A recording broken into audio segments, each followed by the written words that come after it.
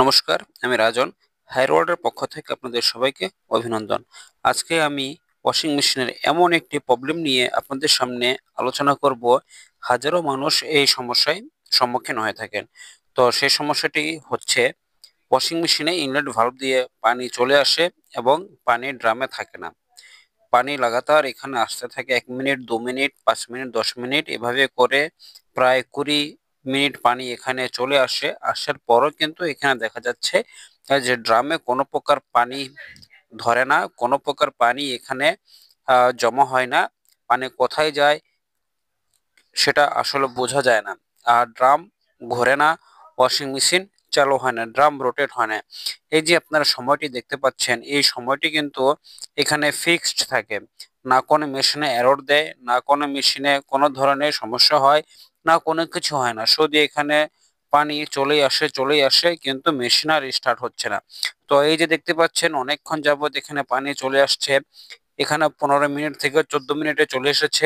এরপরে মিনিট আর কমছে না, আর পানিও পড়া ড্রামে বন্ধ হচ্ছে না। যদি যদি পানির পড়া বন্ধ হয়ে যায় ড্রামে, তখনই দেখা যাবে যে মেশিনটি ওয়াশ হবে। কিন্তু সেটি না হয়ে এখানে কি করছে, ড্রামে পানি ইনলেট ভালভ দিয়ে প্রচুর পরিমাণে আসছে, আর এদিক দিয়ে ড্রেন আউট হয়ে যাচ্ছে। তো এই সমস্যাগুলো আপনারা কিভাবে সহজে ফাইন্ড আউট করবেন, আজকে আমি A to Z সেই বিষয়টি আপনাদের সাথে আলোচনা করব এবং এটা সমাধান দেখাবো। তো বন্ধুরা, দেখতে পাচ্ছেন এটি হায়ার কোম্পানির টপ লোড ওয়াশিং মেশিন। এই মেশিনের সমস্যা হয়েছে, ওয়াশিং মেশিনে লাগাতার পানি চলে আসে কিন্তু ড্রামে পানি থাকে না, এবং সাথে সাথে পানি ড্রেন আউট হয়ে যাচ্ছে। তো ড্রামের ভেতরে যে পানিগুলো এখনো জমে আছে, এখন সেগুলোকে আমি স্পিন করে বের করে ফেলবো।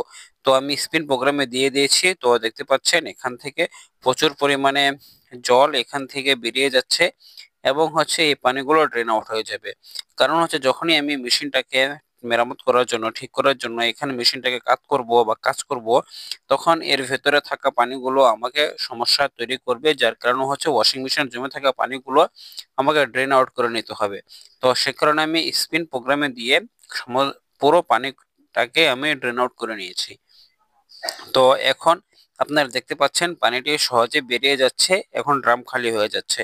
তো এরপর মেশিনটাকে A to Z এখানে চেকিং প্রসেস আপনাদের সামনে দেখাবো। যদি আপনাদের ওয়াশিং মেশিন এই ধরনের সমস্যা হয়ে থাকে, আপনারা কিভাবে এটিকে প্রাথমিক অবস্থায় চেক করতে পারেন। তো বন্ধুরা, আজকে জানবো যে কি কারণে এই ধরনের সমস্যাটি হয়ে থাকে। মূলত এটা কয়েকটি কারণে সমস্যাটি হয়ে থাকে। প্রথমটা হচ্ছে ইনলেট ভালভ। তো এখানে ভালোই রয়েছে, ইনলেট ভালভের কোনো ধরনের সমস্যা নেই।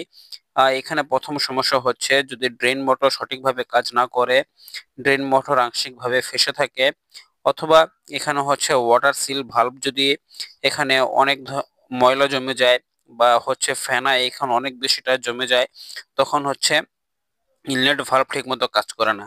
আর এই যে দেখতে পাচ্ছেন একটা স্প্রিং রয়েছে, প্লাঞ্জার স্প্রিং, এই স্প্রিংটা যদি সঠিকভাবে কাজ না করে, তখন কিন্তু এ ধরনের সমস্যাটি হবে। তো এখন দেখতে পাচ্ছেন আমি মেশিনটাকে এখানে কাত করে রেখেছি। কাত করার পরে এই যে ওয়াটার সিল ভালভটি আপনারা দেখতে পাচ্ছেন এখানে ফেসে গিয়েছে। এই ড্রেন মোটরের সাথে ফেসে গিয়েছে। ফেসে যাওয়ার কারণে হচ্ছে যে এখানে পুরোটা ক্লোজ হতো না। ক্লোজ না হওয়ার কারণে কিন্তু এখানে একদিক দিয়ে পানি আসতো, অপর পাশ দিয়ে বেরিয়ে যেত, ড্রেন হয়ে যেত। তো এখন দেখতে পাচ্ছেন এই যে ড্রেন মোটরটি ওয়াটার সিল ভালভকে স্প্রিং এর থেকে টেনে নিয়েছে। ড্রেন মোটরটি পিছনের দিকে এটাকে টেনে রেখে এটা ইনলেট ইনলেট ওয়াটার সিল ভালভকে এটা ফ্রি করে দিয়েছে, যাতে করে হচ্ছে স্পিন হতে পারে। তো এখন যেহেতু স্পিন হয়ে যাচ্ছে, আবার যখন বন্ধ করবো মেশিনটাকে, তখন এই সিল ভালভটা দেখুন অটোমেটিক্যালি ড্রেনটাকে বন্ধ করে দিয়েছে। তো এইভাবে কিন্তু এই প্রক্রিয়াটি চলতে থাকে।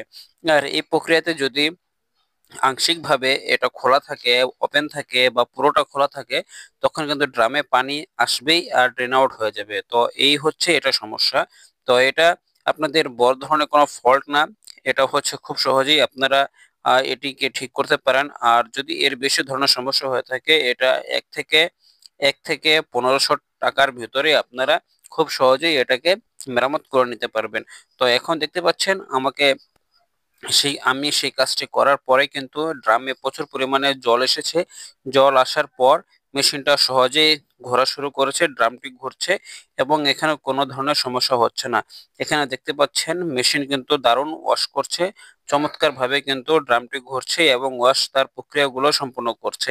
আর এই যে ড্রেন আউট দেখতে পাচ্ছেন, এর যেদিক দিয়ে পানিগুলো বেরিয়ে যায়, এখন কিন্তু এই ড্রেন দিয়ে কোনো ধরনের পানি লিকেজ হচ্ছে না, কোনো ধরনের পানি কিন্তু বের হচ্ছে না।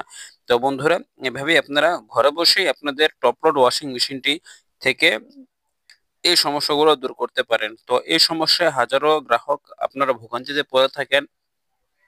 যদি আপনাদের ওয়াশিং মেশিন এ ধরনের সমস্যা হয়ে থাকে, আপনার এই ভিডিওটি দেখে যদি বিন্দু মাত্র উপকৃত হয়ে থাকেন, তাহলে অবশ্যই আমার চ্যানেলটাকে একটি লাইক, কমেন্ট, বন্ধুদের মাঝে শেয়ার করে দিবেন। আর চ্যানেলে নতুন হয়ে থাকলে চ্যানেলটিকে সাবস্ক্রাইব করার অনুরোধ রইল।